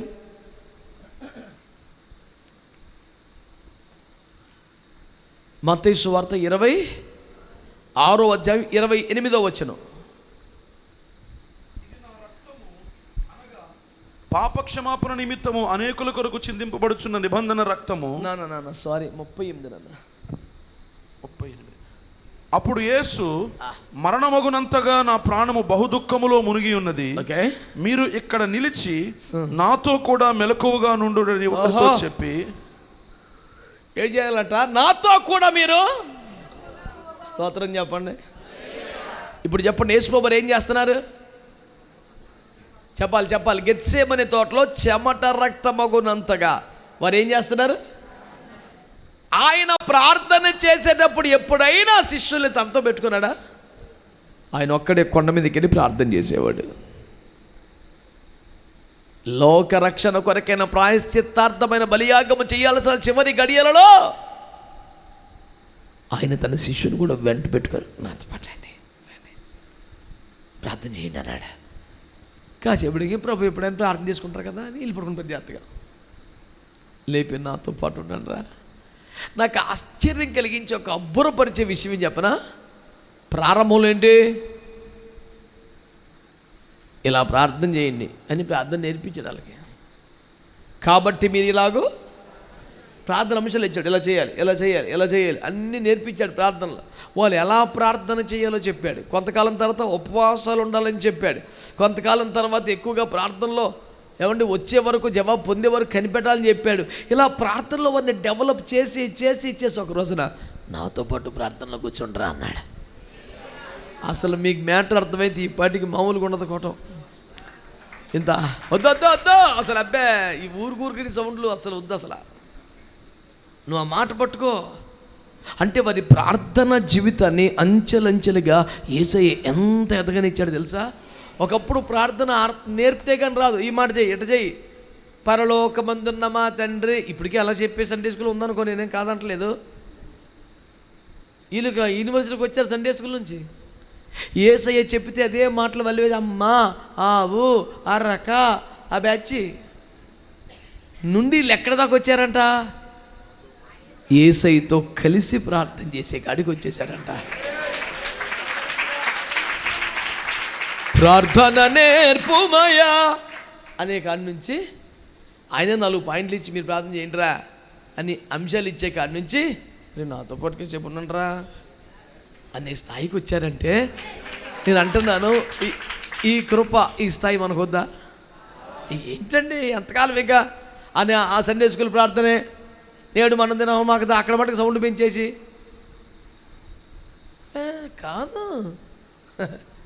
కాదు. యేసయ్య నా ప్రాణము నాలో మరణమగునంతగా తల్లడిల్లుచున్నది, నాతో కాసేపు నా భారాన్ని పంచుకుంటారా, నాతో కాసేపు చేయండిరా. ఆహా, ఈ అల్పుడు, ఈ బలహీనుడు, ఈ నిష్ప్రయోజకుడు, ఎన్నిక లేనివాడు, పరిశుద్ధులందరిలో చివరివాడు. నానా నాతో కలిసి నెలకొకసారైనా ప్రార్థన చేస్తారా అంటే ఒక 7 ఒప్పుకున్నారండి. నెలకొకసారి నాతో కలిసి ప్రార్థన చేయడానికి వాళ్ళు ఒప్పుకున్న పాయింట్ ఏంటంటే, అన్నా నీతో కలిసి ప్రేయర్లో ఉంటాం, మాకు సంతోషమే కదన్నా, ఉంటామన్నా అన్నారు. ఆ 7 ఈ రోజున 3500 మంది అయ్యారు. అదే IFJ విజ్ఞాపనోద్యమం. ఈ దైవజనుల్లో దాదాపు ఎక్కువ శాతం మంది ఆ విజ్ఞాపన యోధులే ఉన్నారు. ఒక సేవకుడితో కలిసి, తమలాంటి ఒక దీన సేవకుడితో, సహోదరుతో, సహదాసుడితో కలిసి మోకరించడమే చాలా సంతోషం, చాలా భాగ్యం అనుకుంటే, యేసుతో కలిసి ప్రార్థన చేయటం అంటే ఏంటండి బాబు? ఎవడైనా ఛాన్స్ వదులుకోవచ్చునా? ఇదంతా ఎందుకు చెప్తున్నాను? దైవజనునితో కలిసి, అదే కదా మన అంశం. నీతో కలిసిన సమూహమే రాకడ సిద్ధపరచబడద్దే. ఎందులో కలవాలి మనం? ఆ సీనాయి అనుభవంలో, ఆ అభిషేకంలో, దైవజనుని స్థాయిలో, ఆ ఉపవాసంలో, కుటుంబానికి సమాజానికి దూరమై కొండ మీద ఏకాంతం కలిపే అనుభవాల్లో ఆ వైరాగ్యం, ఆ ఉపేక్ష అవి రావాలి. దైవజనులు అంటే ఇష్టమే, సంఘం అంటే ఇష్టమే, పరిచర్య అంటే ఇష్టమే, వాక్యం అంటే ఇష్టమే, సేవ అంటే ఇష్టమే. కానీ టైం ప్రకారం తినాలి, టైం ప్రకారం పడుకుని పోవాలా.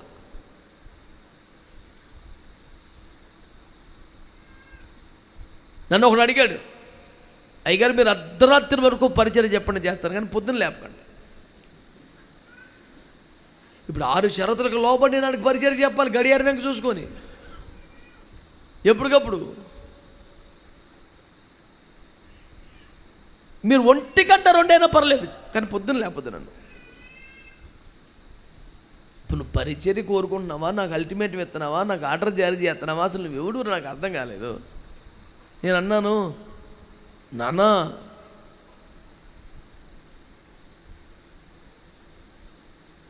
నీలాంటి సుకుమారుడు ఈ సేవ చేయలేను నాన్న. నువ్వు హంసతులికా తల్పలపై పట్టుపరుపులై తేలియాడుము, సుఖించుము, వెళ్ళి పవలించుము. నీ వంతు కూడా నేనే ఎడుతాను, వెళ్ళిపారు బాబు, నీకు దండం పెడతాను.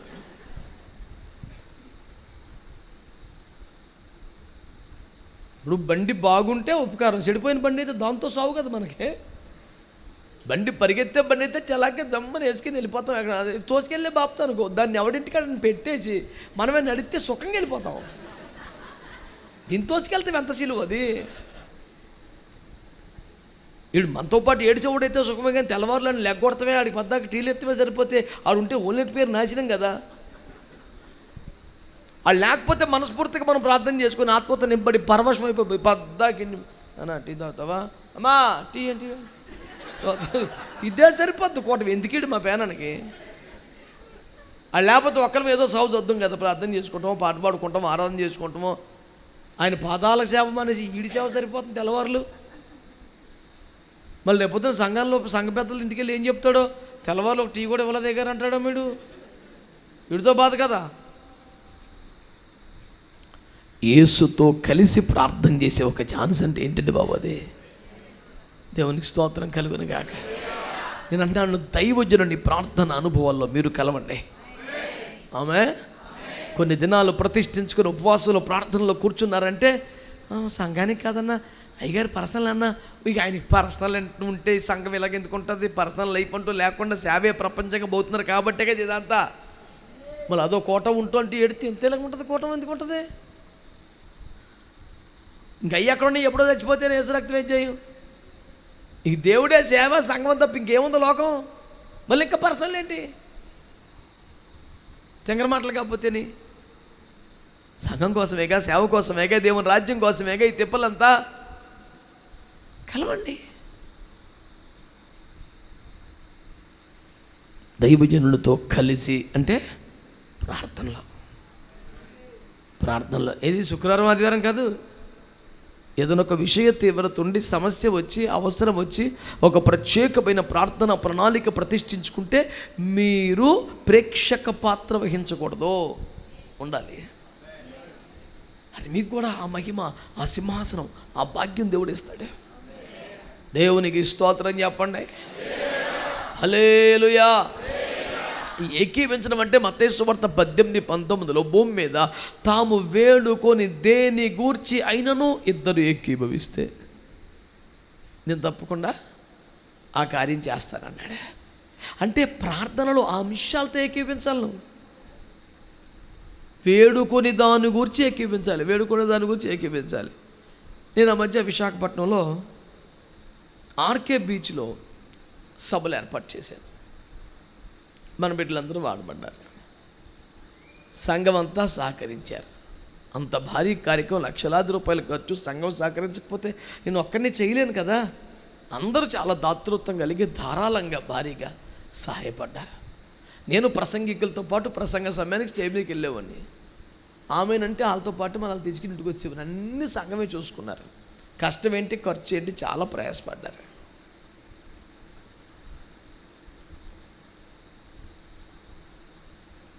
అయితే అందులో ఇద్దరు ముగ్గురు నాతో అన్న మాట ఏంటంటే, కన్నయ్య గారు మీరు కూడా మరి కొంచెం ఆలోచించాలండి. ఇంత భారాలు పెట్టుకొని నలిగిపోయి మీరు మరి మన సంఘం ఎంతండి అయ్య గారు, మనం ఎంతండి అయ్య గారు, ఎందుకండి అయ్య గారు ఇంత పెద్ద ఇందులో పరిపూర్ణమైన మానవ కోణమే. అది మనకు వ్యతిరేకంగా దుర్మార్గంగా గర్వంగా మాట్లాడటం కాదు. ఎందుకు అయ్యగారు నలిగిపోవడం, మన సంఘం ఎంత పేనం ఎంత, ఇంత పెద్ద కార్యక్రమాలు ఎందుకు, మన తాగుతకు తగ్గట్టుగా ఏదైనా చిన్న ఈది కూడా పెట్టుకుందాం, ఎందుకండి బాబు ఇవన్నీ.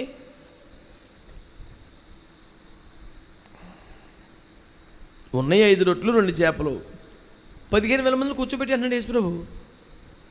ఈడుంటే ఏమంటాడు ఈ పెద్ద, ఒకసారి చూసుకొని లెక్కలేసుకొని ఇలాంటి పనులు చేయకూడదు అంటాడు. పంపా ఎందుకు లేని పని తగ్గమంటాడు. అడవిలో ఎవడు చస్తాడు ఈ పంపించాయంటాడు. యేసుప్రభు మీరే పెట్టండి అని ఆయన అంటాడు. ఇలా ఎందుకు రిస్క్, వెళ్ళిపోయి లేని పని తిప్పలో. యేసుప్రభు వారి ఆలోచన విధానానికి, హృదయానికి, మనసుకి, భారానికి ఈ పెద్దగారికి మ్యాచ్ అవ్వదు.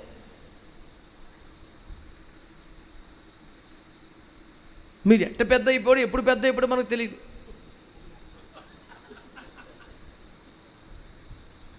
ఒక తల్లిగారికి సంతానం కలగాలని సంఘమంతా ప్రార్థన చేస్తే కలిగారు. 2 మగబిడ్డలు జన్మించాక చర్చికి వస్తాం మానేసింది ఆ తల్లి. మా నాన్నగారు వెళ్ళి ఏమ్మా చర్చికి రావట్లేదని, పిల్లల వల్ల కుదరట్లేదన్న. అదేంటమ్మా, దేవుణ్ణి ఏడ్చి కన్నీరు గార్చి ప్రార్థించి సంఘమంతా దేవుని కృప పొందుకున్నాం కదా, ఎందుకమ్మా అలా చేస్తే మీరు ఏం చేయమంటారండి, ఎత్తుకుంటాకేమో పెద్దోళ్ళు అయిపోయారు, నడుతాకేమో చిన్నోళ్ళు అయిపోయారండి. మా నాన్నగారు ఒక మహోపదేశం పొందుకున్నట్టుగా సీరియస్ ఇంటికి వచ్చేసాడు. ఏమండి ఏంటి అలా ఉన్నారంటే, ఎత్తుకుంటాకి పెద్దోళ్ళు అయిపోయారంట, నడుతాకి చిన్నోళ్ళు అయిపోయారంట. సరిగ్గా నేను ఆమె అనాల్సిన మాట ఆమె పిల్లల గురించి అంటుంది అన్నాడు యేసుప్రభు. మా నాన్నగారు వీళ్ళు ఇంకా ఎత్తుకునేంత పసిపిల్లలు, మనతో నడిచేంత వయసు, ఈ మధ్య రకం అయిపోయి వీళ్ళతో బాధ వచ్చింది అంటాడు మా తండ్రి. మీకు ఏమైనా అర్థమైంది అంటారా? పెద్దలో దేవుని స్తోత్రం, హల్లెలూయా. బోధపడాలి నాన్న, మనం ఆ ప్రార్థనలో ఎదగాలి, ఆ భారం పంచుకోవట్లు ఎదగాలి, ఆ ఉపవాసాలు ఎదగాలి, ఆత్మను పొందుకోట్లు, అభిషేకంలో శిఖరాగ్ర అనుభవాలు అక్కడే ఎదగాలి మనం.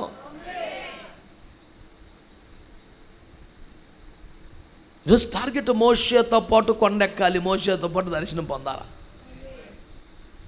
ఆమేన్. కలిసి ప్రార్థనలో ఉండాలి. వేడుకునే అంశం, నేనేమో సభలో బాగా జరగాలి, ఆత్మ లక్షించబడాలి, అనేకులు ప్రవేశపడాలి. సరదాగా ఖాళీగా వచ్చి బీచ్లో కూర్చుంటారు. అయ్యా చెడ్డ మాటలు, చెడ్డ పనులు, వ్యసనాలు ఇవన్నీ కాదు, నీ మంచి మాటలు వినాలి బాబా నేను ఏడుతుంటే. మనకి ఇంత పెద్ద కూటాలు అనవసరం, మనం చిన్న కూట పెట్టుకుంటే చాలు. వేడుకునే దాని గురించి ఏకీపించడు, నాతో ఏకీపిస్తాడు. నేనంటే ఇష్టం, నేనంటే గౌరవం, కానీ నేను చేసే ప్రార్థన ఇది టూ మచ్, మనకు అంత వద్దంటాడు. ఆత్మలో బాగా చిన్నవాడు సంఘ పెద్ద అయ్యాడు, ఏసు రక్తవేద్యం ఎట్టా పెద్ద బాయిలర్ కోడిపిల్ల అంతే, 2 కేజీలు బరువు తూగుతుంది, కానీ వయసు 40 రోజులే. మరి ఎట్ట తెచ్చేది ఇటుతో నేను?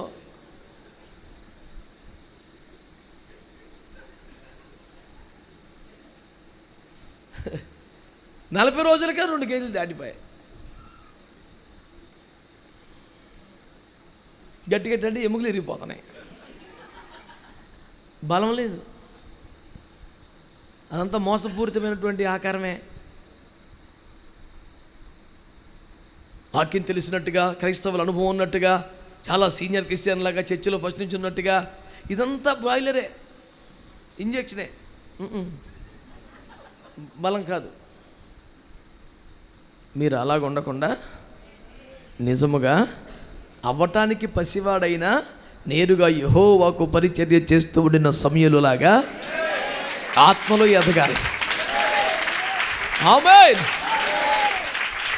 డక్కా ముక్కలు తినేసిన ఏలి వంటి వారు పక్కన కూర్చుంటే చిన్న పిల్లగాడు వచ్చి యెహోవాకు పరిచర్య చేసేస్తున్నాడు. ఏం మామూలు విషయం ఏంటండి? దేవునికి స్తోత్రం కలుగునగా.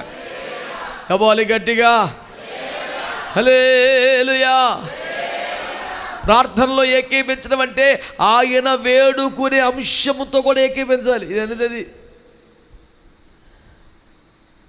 అదే ప్రార్థనలో కూర్చొని ప్రభు ఈ పట్టణమంతా కదిలించబడాలి, భయంకరమైనటువంటి పాపంలో విడిపించబడాలి, 1000 మంది తరలి రావాలి, అందరికీ అన్ని ఏర్పాట్లు మేము చేయగలగాలి, సమస్తమును సమకూర్చు ప్రభువా అని ఈయన ప్రార్థన చేస్తుంటే ఈయన పక్కనే ఉండి, అయ్యగారు మాకు ఇంత పెద్ద పెద్ద భారాలు పెట్టుకోకుండా నువ్వే కాపాడు తండ్రి, అయ్యగారు అనవసరంగా ఎక్కువ నలిగిపోతాడు ప్రభువా, నువ్వు అయ్యగారిని కాపాడు ప్రభు అంటే వీడు పక్కన లేకపోతే కరెక్ట్ కదా.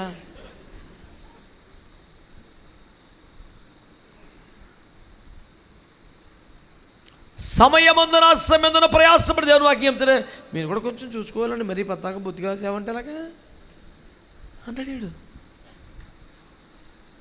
వేడుకునే దాని గూర్చి కూడా అంటలా మీరు అంటే దైవజనుని దర్శనం, మన దర్శనం వాళ్ళు అప్పుడే సెట్ అవుతుంది. ఉన్నది మొత్తం 8 మంది పెద్ద ఓడ కట్టేయమంటున్నాడు. ఎవరో నోవహు. నానా నీకన్నా అర్థం ఉందా? Why don't you think practically యార్, this is not possible you know. కేవలం 8 మంది కలిసి ఎక్కడ కడతాను, చిన్న పడవ కూడా కాదు, ఊరంతా ఓడ కట్టమను, ఏనుగులకి దున్నపోతులకి సరిపోవాలి చూడంటావు, ఎక్కడ తెచ్చిపోతాం మనం, అంతే కదా. స్తోత్రం. హల్లెలూయా హల్లెలూయా, ప్రైజ్ ద లార్డ్. దేవునికి స్తోత్రం. చివరిలో పేసి పెడతాం పెట్టరా, దేవునికి స్తోత్రం. ఆయనకి ఇచ్చుకొచ్చేసినట్టుంది 3 రోజులు. దేవునికి స్తోత్రం. హల్లెలూయా హల్లెలూయా. కనుక దేవుని బిడ్డలారా శ్రద్ధగా ఆలోచించండి ఈ మాటల్ని. పెద్ద పెద్ద దొంగలు పెద్ద పెద్ద మొద్దులు నరికేస్తాడు వెళ్ళి, ఇంటికిరా అంటే నాన్నగారికి దేవుడు చెప్పాడంట. ఉంటారుగా ఫ్రెండ్స్, వారు తెంగరోడు, ఆయన పెద్ద మనిషి ముసలోడు బురచెదిరిపోయి ఉంటుంది, ఆయన ఏదో నీకెందుకురా, నీకు అర్థమవుతలేదు ఏంట్రా, ఆయన ఏదో భయపడిపోయి వరద వచ్చేది, వర్షం వచ్చేది కొట్టుకుపోతావు, నువ్వు కొట్టేసుకున్నాడు, కొరలను తెచ్చి నీకన్నా సోయలేదా? నాన్నగారితో దేవుడు మాట్లాడాడంట. నాన్నగారికి దేవుడు మరి పద్దాక నాన్నగారు కదా, నీ బుర్ర ఎట్టపోయింది, నా బుర్ర పని చేయదు వాడినో నాన్నగారికి చెప్పిందే. ఇసిగిపోయి వెళ్ళిపోయారు వాళ్ళు. ఆమేన్ హల్లెలూయా. మొదటి రాజులు 19:19 కూడా 12 వరకు దున్నుకుంటున్న ఎలీషా దగ్గరికి వెళ్ళి, ఏలియా దుప్పట వేసాడు మీద. ఆయన పాస్టర్ గారు ఏంటి దుప్పట వేసారేంటి, గిఫ్టా, ఉతికిచ్చేయమంట.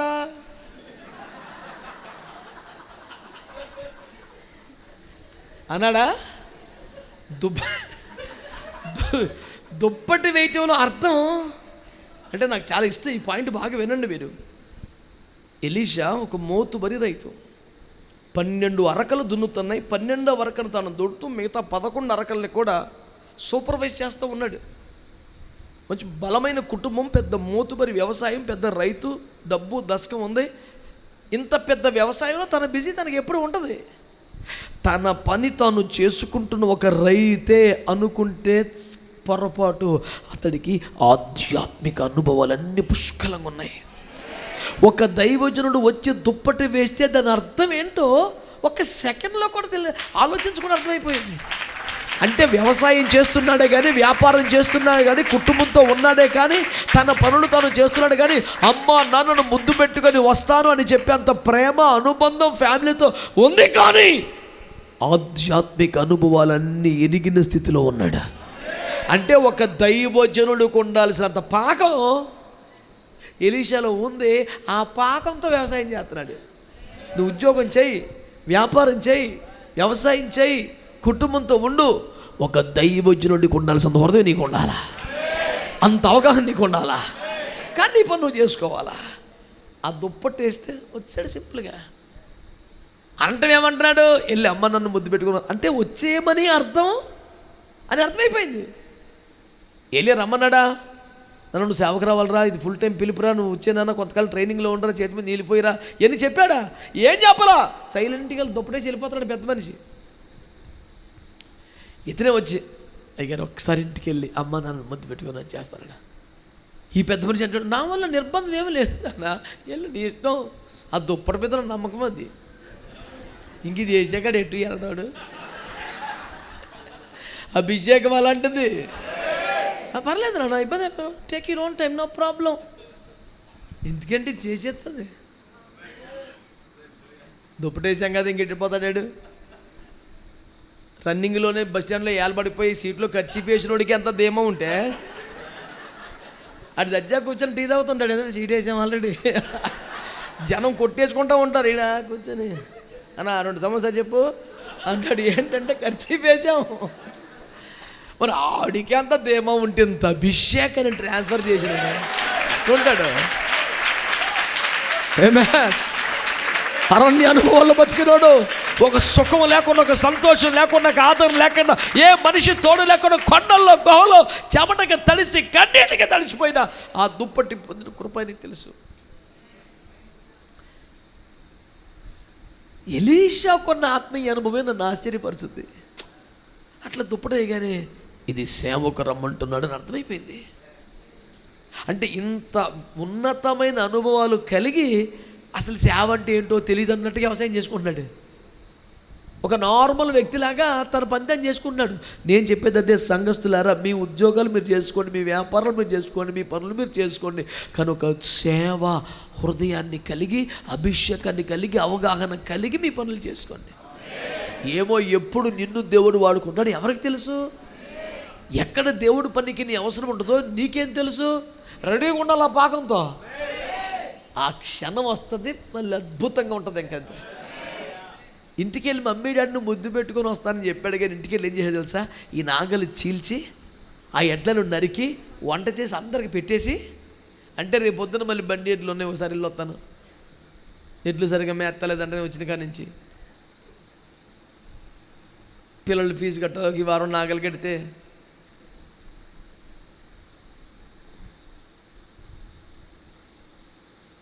డ్రైవింగ్ తెలిసిన ఒక వ్యక్తి ఫాస్ట్గా వచ్చాడు. కొంతకాలం చూస్తే అంటే నేను ఫోన్ చేశా, కపుక్కిన స్లిప్ అయిపోయి, అయ్యా ప్రేజర్ అయ్యా డ్యూటీలో ఉన్నా లేదా అంటే చిన్న పని రే కరెక్ట్గా చెప్పు.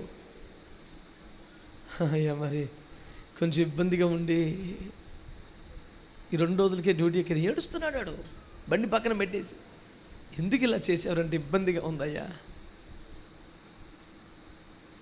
ఈ స్థితి రాకూడదని ఎలీషా నాగలి చీల్చేసి ఎడ్లు నరికేసి వంట చేసి అందరికీ పంచిపెట్టి వచ్చేసాడు. అంటే రేపొద్దున ఇంకేదైనా సమస్య వస్తే పిల్లల ఫీజు, ఛార్జీకి డబ్బులు, కడుపు నొప్పి వచ్చిందో ట్యాబ్లెట్ కావాలంటే ఇక దేవునిపై ఆధారపడటం తప్ప వెనకొత్త సోర్స్ లేదు. ఇప్పుడు వెనకాల ఒక ఆధారం ఉంచుకోలేదు, మొత్తం తీసాడు. ఎంత అవగాహనతో ఉండి వ్యవసాయం చేసుకున్నాడు చూడండి. ఇంత వదిలేసుకొని వచ్చి ఇంత మోతుబరి వ్యవసాయం అన్నీ ఒక కుటుంబం వదిలేసి వచ్చి సింపుల్గా వచ్చి చేతుల మీద నీళ్ళు పోతున్నాడు. ఎలియా చెప్పాడా? అంటే పరిచర్య క్రమాలన్నీ తెలిసి, భారాలన్నీ తెలిసి సాధారణ వ్యక్తిలాగా తన పని తను చేసుకుంటున్నాడు. మీ అందరికీ దండం పెట్టి చెప్తున్నాను, మీ చదువులు చదువుకోండి, మీ ఉద్యోగాలు చేసుకోండి, మీ వ్యాపారాలు చేసుకోండి, మీ వ్యవసాయాలు చేసుకోండి, మీ కుటుంబాలతో మీరు ఉండండి, కానీ దేవుని సేవకుడికి ఉండాల్సినంత హృదయం కలిగి ఉండండి, అంత భారం కలిగి ఉండండి, అంత మనసు కలిగి ఉండండి. ఆ అనుభవాల్లోకి రండి, ఎదగండి. దేవుడు రమ్మంటే ఓకే, లేకపోతే మన పని మనం చేసుకుంటాం. దేవుడు పిలవలేదు. 12 అరకలతో 14 అరకలు అవ్వచ్చు, ఇంకా వ్యవసాయం పెరగవచ్చు, చేసుకుంటాం. పిలిస్తే వదిలేసుకుంటాం.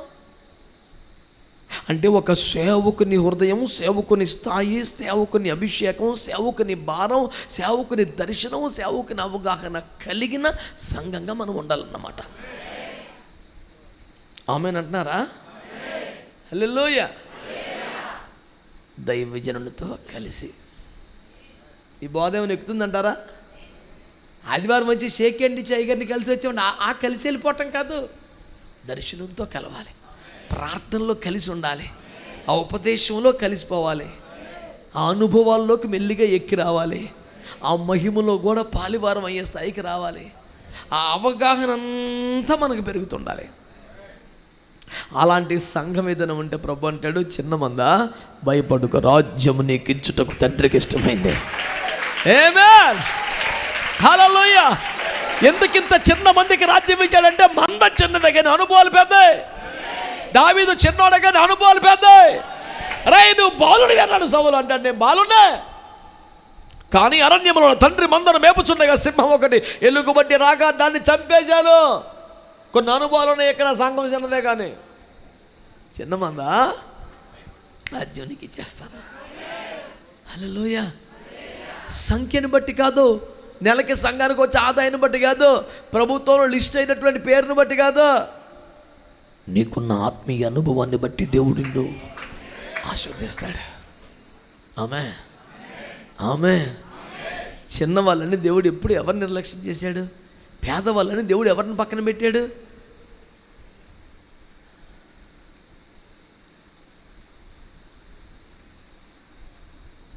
నేను మనం చెప్పిన మాట గుర్తుందా?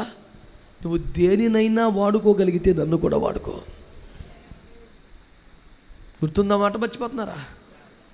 నువ్వు దేనినైనా వాడుకోగలిగితే నన్ను కూడా. Lord, if you can use anything, use మీ. నీవు ఒక గాడిదని వాడుకున్నావా? నేను గాడిద కన్నా నయమే కదా. నువ్వు ఒక కర్రను వాడుకున్నావా? నేను అంతకన్నా నయమే కదా. నువ్వు ఒక రాయిని వాడుకున్నావా? అంతకన్నా. ఒక గాడిద దవడ ఎముకను కూడా వాడుకోయా. ఆమేన్, హల్లెలూయా, హల్లెలూయా. ఈ పూట దేవుని వాక్యాన్ని మీరు స్వీకరిస్తున్నారా?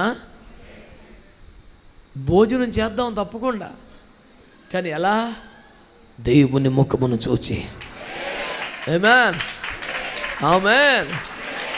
నిన్ను మళ్ళీ చెప్తున్నా, నీ ఉద్యోగం నువ్వు చేసుకో, నీ వ్యాపారం నువ్వు చేసుకో, నీ చదువు నువ్వు చదువుకో, నీ పని నువ్వు చేసుకో, కానీ దైవజనుని హృదయాన్ని కలిగి, ఆ సేవా పాకాన్ని కలిగి, ఆ అనుభవానికి ఎదుగుతూ నీ పనులు నువ్వు చేయి.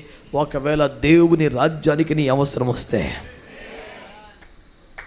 ఆమేన్, అవసరమైతే అధికారుల ముందు దేవుని గురించి సాక్ష్యం ఇవ్వాల్సిన పరిస్థితి వస్తే, వ్యతిరేకుల మధ్యలో సిలువ సాక్షిగా నిలబడవలసి వస్తే, ఇదిగో నేను ఉన్నానయ్యా అనగలగాలి, కానీ నా వల్ల కాదు ప్రభు అనకూడదు. ఎంతమంది ఇష్టపడుతున్నారా? రండి, ఒక చిన్న ప్రార్థన చేద్దాం. చాలా తీవ్రమైనటువంటి తీర్మానం చేసుకోండి. దైవజనునితో పాటు నాకు ఈ అనుభవం కావాలి. హల్లెలూయా, హల్లెలూయా, హల్లెలూయా.